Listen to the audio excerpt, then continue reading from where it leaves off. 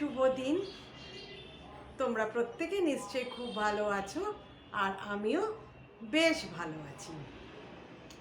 অসংখ্য ধন্যবাদ তোমাদের যারা আমার চ্যানেলটিকে সাবস্ক্রাইব করেছো। আর জানো তো যেই আমার বিয়ের যে গয়নাগুলো আমি দেখিয়েছিলাম, তার আগে আমার মায়ের গয়নাগুলো আমি ভিডিওর মাধ্যমে তোমাদের সামনে তুলে ধরেছিলাম, মানে গয়নার ব্যাপারগুলো। ওইগুলোতে তোমরা অনেক ভালোবাসা দিয়েছো, সুন্দর সুন্দর কমেন্ট আমি পেয়েছি। যথাসম্ভব আমি রিপ্লাই দেওয়ার চেষ্টা করেছি। হয়তো দু একজন বাদ পড়ে যেতে পারো, সেটা হয়তো আমি দেখতে পারিনি, ওই জন্য তোমরা কেউ রাগ বা অভিমান করো না। আমি যথাযথ চেষ্টা করেছি তোমাদের মানে কমেন্টের রিপ্লাই দেওয়ার। খুব খুব খুব খুশি আমি চাই তোমরা আমার পাশে মানে থাকো, আমার হাতটা ধরো, এবং তোমাদের এই কমেন্টগুলো যে আমাকে এত আনন্দ দেয়, এগুলো আমার কাছে প্রেশিয়াস, খুব মূল্যবান। তো এইভাবেই আমার পাশে থেকো। আর আরও সাবস্ক্রাইবারের দরকার আমার। প্লিজ আমার চ্যানেলটিকে সাবস্ক্রাইব করে আমার পাশে থেকো। তো আজকে যেই নিয়ে আমি বলতে বসেছি সেটা হলো, আমাদের জীবনে চলার পথে প্রত্যেকেই, কম বেশি প্রত্যেকেই আমরা একবার বা একাধিকবার হোঁচট খাই। আমাদের খারাপ সময় সম্মুখীন হতে হয়, অনেক প্রতিকূল পরিস্থিতির মধ্যে দিয়ে যেতে হয়। আবার আমরা নিজেরাই নিজেদের টেনে তুলি, সেই পরিস্থিতি থেকে তুলতে হয়। এবং এটা আমার ক্ষেত্রেও হয়েছে বহুবার, অনেক প্রতিকূলতার সম্মুখীন হতে হয়েছে, এবং আমি সব ঝেড়ে ফেলে, হ্যাঁ নিশ্চয়ই মন তো খারাপ হয়, মন ভেঙে যায়, তবুও আমরা উঠে দাঁড়াই। তো কিছু বিষয়ে আমি তোমাদের বলতে পারো আন্টি হিসেবে জ্ঞান দিতেই এলাম, বা যারা আমার থেকে বড় তাদের কাছ থেকেই তো শোনা জিনিস আমরা শিখি, আমরা তাদের কাছ থেকে শিখি। যখন আমরা এই খারাপ পরিস্থিতির মধ্যে যাই না, তখন অনেকে এটা চেপে রাখতে পারে না।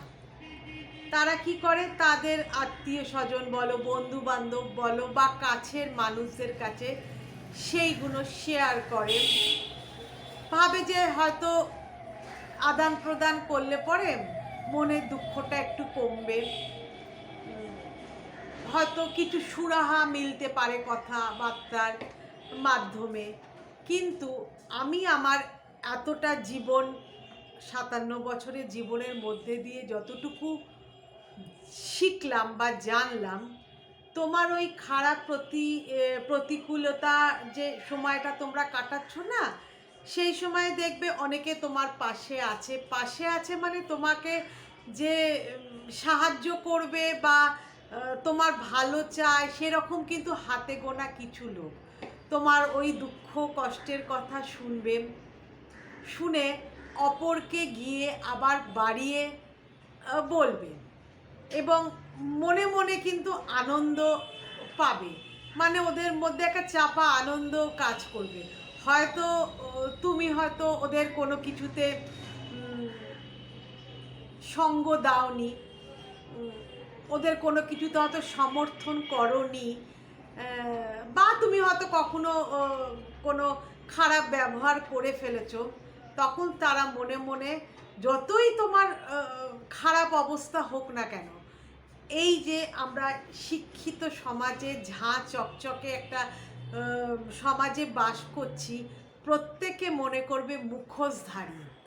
তারা কিন্তু তোমার সামনে আহারে বেচারা রে বেচারি রে বলছে বটে, কিন্তু সেই রাগটা যেটা হয়তো তার পাশে তুমি এককালে দাঁড়াওনি, তার সাথে কোনো কটু কথা বলেছো, বা তার কিছু কার্যকলাপকে তুমি সমর্থন করনি, সেটা কিন্তু তারা মনে মনে রেখে দিয়েছে কিন্তু চেপে। তখন তারা মনে মনে বলছে বেশ হয়েছে। তাই জন্য আমি মানে আমার এটা জীবন থেকে আমি বুঝতে পেরেছি, দুঃখে কষ্টের কথা বা তোমার যে খারাপ সময়ের কথা বেশি শেয়ার না করাই ভালো। এতে তুমি উপকার তো পাবে খুব কম, মানে পাবেই না ধরে নিতে পারো আর কি। আরেকটা হলো, যত তুমি এই নেগেটিভ বা খারাপ কথাগুলো শেয়ার করবে না, তোমার জীবনে কিন্তু নেগেটিভিটি বাড়বে। ভালো যেমন আছে খারাপও তেমনি আছে। তো তো মানে আমাদের জীবনটা তো একটা চাকার মতন ঘুরছে, ভালো দিনটাও যেমন আমরা পেয়েছি তেমনি খারাপ দিন বা মন্দ দিনটাও পাবো। তো এটা পাঁচজনের সঙ্গে আলোচনা না করে নিজেই হাত পা ঝেড়ে উঠে দাঁড়াতে হবে। কারণ এতে এক তো তুমি উপহাসের পাত্র বা পাত্রী হবে, আর দ্বিতীয়ত নেগেটিভিটি তোমাকে ছেকে ধরবে। মানে তোমাকে ছেকে ধরবে বলাটা আমার ভুল হলো, সরি, মানে তোমার পাশটা চেপে ধরবে বলতে পারো, মানে নেগেটিভ এনার্জি তুমি বলতে পারো। তো খারাপ জিনিসটা খুব একটা বলা উচিত না। আর একটা কী জিনিস হয় জানো, এই যে তুমি যখন খাদে পড়েছো বা হোঁচট খেয়েছো, তখন এই তথাকথিত মুখোশধারীরা তোমার পাশে এসে তোমাকে মিথ্যে সান্ত্বনা বাক্য, মানে অ্যাজ ইফ যেন মনে হচ্ছে তারাও তোমার দুঃখে দুঃখিত, তারাও মানে বলতে গেলে কেঁদে ফেলছে তোমার দুঃখে। তখন দেখবেন যে তারা মাঝে মাঝে ঘন ঘন তোমার কাছে ফোন নিচ্ছে। ধরো তোমার কোনো সন্তানের কঠিন অসুখে সে ভুগছে, বা বাড়ির কেউ সদস্য বা সদস্যা চাকরি পায়নি, বা তুমি নিজেও কোনো আর্থিক দিক থেকে তুমি ভেঙে পড়েছো, বা রোগ ব্যাধিতে তোমার মানসিকতা ভেঙে পড়েছে, তোমাকে দেখবে কিছু আত্মীয় স্বজন বা কিছু মানুষজন, বন্ধু বান্ধবও হতে পারে, ঘন ঘন তোমার তারা মানে খোঁজ খবর নিচ্ছে, মানে তোমার যখন খারাপ পরিস্থিতিতে খোঁজ খবর নিচ্ছে, কিন্তু মনে মনে তারা আনন্দ পাচ্ছে। কিন্তু যেই মুহূর্তেই তুমি দেখবে সেই প্রতিকূল পরিস্থিতি থেকে তুমি উঠে দাঁড়ালে, তোমার যেই খারাপ অবস্থায় তুমি ছিলে সেটা থেকে তুমি একটু উন্নতির জায়গায় গেলে, দেখবে তখন তারা ফোন করা বা খোঁজ নেওয়াটা বন্ধ করে দেবে। কারণ তারা তোমার ওই খারাপ সময়টাকে আনন্দ সহকারে উপলব্ধি করছিল। তোমার যে আস্তে আস্তে উন্নতি হচ্ছে সেটা তারা মেনে নিতে পারেনি বা পারছে না। তাই জন্য যতই প্রতিকূলতা মানে কূলতা আসুক না কেন, যতই তুমি জীবনে হোঁচট খাও না কেন, তোমরা নিজেরাই তোমাদের হাত পা ঝেড়ে মনের প্রবল জোর এনে উঠে দাঁড়াও, এবং যেই জিনিসটা তোমার হচ্ছে না সেটা যাতে হয় তাই জন্য চেষ্টা করে যাও। দেখবে যে চেষ্টা করে ফেলিয়ার হচ্ছে, আবার চেষ্টা করছে, দেখবে সে ঈশ্বরের আশীর্বাদ পায়। ঈশ্বর তাকে দু হাত দিয়ে আশীর্বাদ করে। কারণ আমাদের প্রত্যেকটা প্রতিকূল পরিস্থিতি তা আমি মনে করি ঈশ্বর সেটা পরীক্ষা নেয়। তাই জন্য পাঁচজনের সঙ্গে ভাগ করে নিজেকে উপহাসের পাত্র বা পাত্রী করে তুলো না, মনের জোর এনে উঠে দাঁড়াও। ঠিক দেখবে সেই খারাপ সময়টা যাবে এবং তোমাদের জীবনে নতুন সূর্য উদিত হবে। আমার দিক থেকেও আমি সেটা করি। এবং যারা বলে না যে আমি খুব ভালো আছি, আমি কখনো খারাপ থাকতে পারি না, I am always good, I am always well, জানো তারা ঠিক করে। তারা এই মিথ্যে কথা, এটা কিন্তু মিথ্যে কথা। কারণ প্রত্যেকের জীবনে, মানে পৃথিবীতে মানে মিলিয়ন মিলিয়ন মিলিয়ন মিলিয়ন কোটি যে মানুষ আছে, তাদের মধ্যে মানে এই হোঁচট খাওয়া বা প্রতিকূল পরিস্থিতি যে আসেনি এটা হতেই পারে না। যারা বলে আমি খুব ভালো আছি, আমার মনে কোনো টেনশন নেই, আমার দিন দিন উন্নতি হচ্ছে, আমি আই এম অলওয়েজ ওয়েল, তারা কিন্তু মিথ্যে কথা বলছে।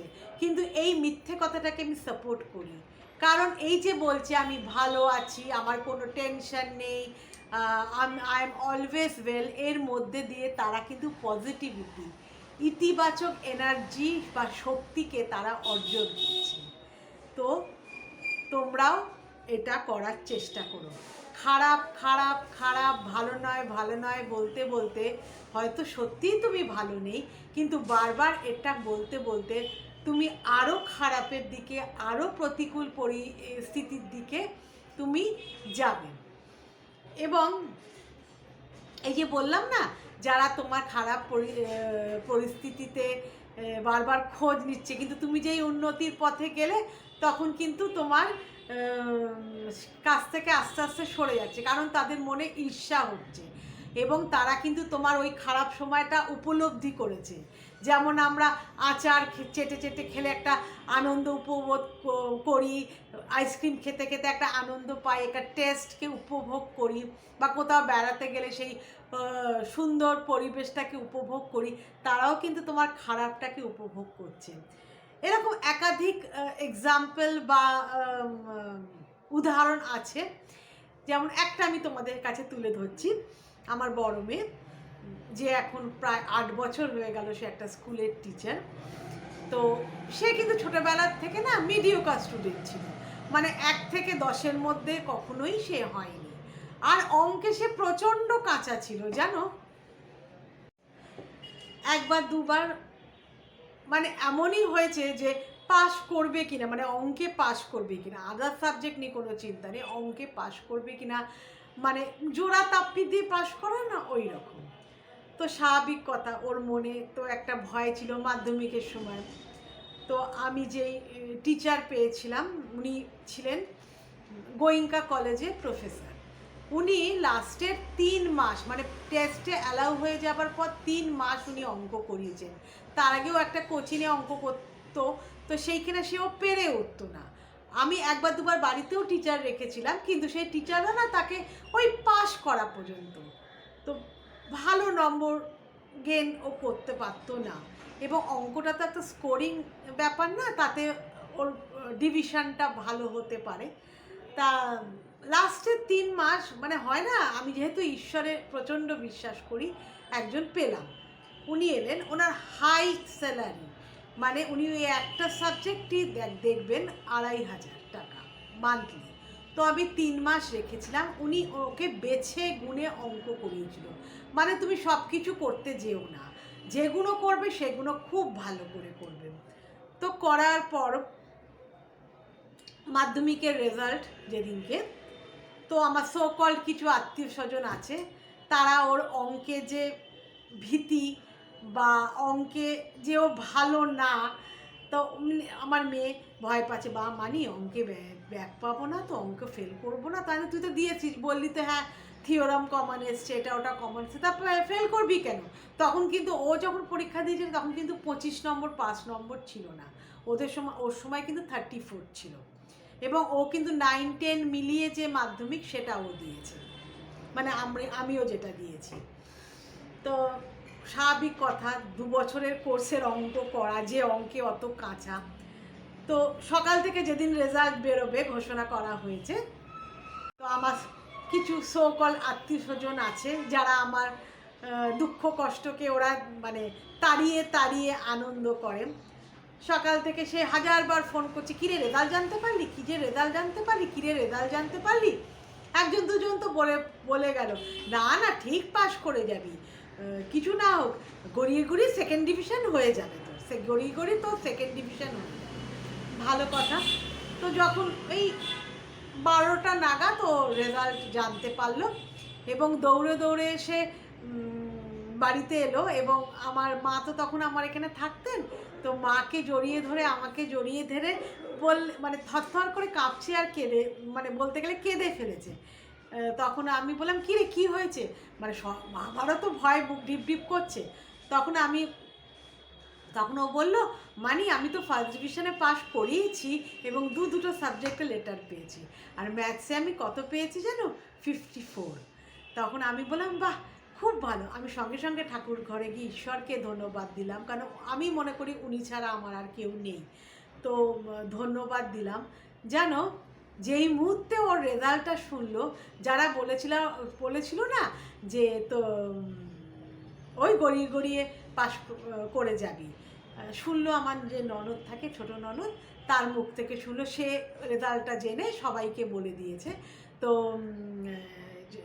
যে বলেছিল না তুই গড়িয়ে গড়িয়ে সেকেন্ড ডিভিশনে পাশ করে যাবি, পাস মাধ্যমিকে কেউ ফেল করে পাশ করে যাবি, জানো সেই ভদ্র মহিলা ওর রেজাল্ট বের হওয়ার পর একবারও ফোন করেনি, কনগ্র্যাচুলেট করেনি। এবং আরও অনেকে যারা মানে মিথ্যে দেখাচ্ছিল যে আমি খুব তোমাকে নিয়ে চিন্তিত, ওয়ারিড, তারা কিন্তু একবারও ফোন করেনি, কনগ্র্যাচুলেশনস জানায়নি। তো এই রকম মানে তারা তোমার প্রতিকূল পরিবেশটাকে উপভোগ করে। তো কেমন লাগলো আজকে আমার এই উপস্থাপনা? তোমাদের জীবনের সঙ্গে মেলাতে পারছো? যদি পারো তো প্লিজ কমেন্টের সাহায্যে জানিও এবং আমার চ্যানেলটিকে সাবস্ক্রাইব করে আমার পাশে থেকো। Thank you, bye by.